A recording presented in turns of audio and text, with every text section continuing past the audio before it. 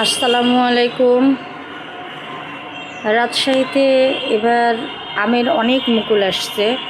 এভাবে যদি মুকুলগুলো ঠিকভাবে থাকে, ঝরে না যায়, তাহলে প্রতিটা মানুষ আম খেতে পারবে, কিনে খেতে পারবে। প্রত্যেকবার তো মুকুল ভালোই আসে, কিন্তু মুকুলগুলো থাকে না। সঠিক টাইমে বৃষ্টির অভাবে মুকুল ঝরে যায়।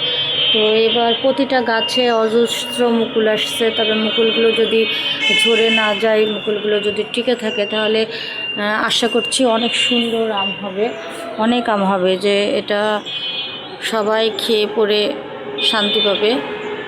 এক কথায় সর্বসাধারণ কিনে খেতে পারবে এবং আমের দামও সস্তা থাকবে।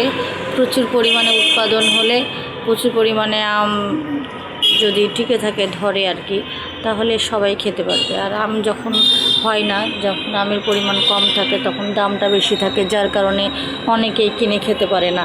তো এভাবে যদি আমটা মুকুল অনুযায়ী যদি আমটা সঠিকভাবে থাকে এবং সময় মতো বৃষ্টিটা হয়, তাহলে আশা করছি অনেক সুন্দর আম হবে।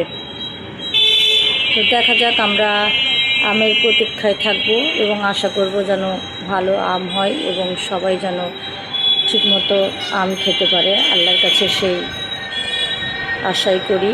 তো ভালো থাকবেন সবাই। আল্লাহ হাফেজ।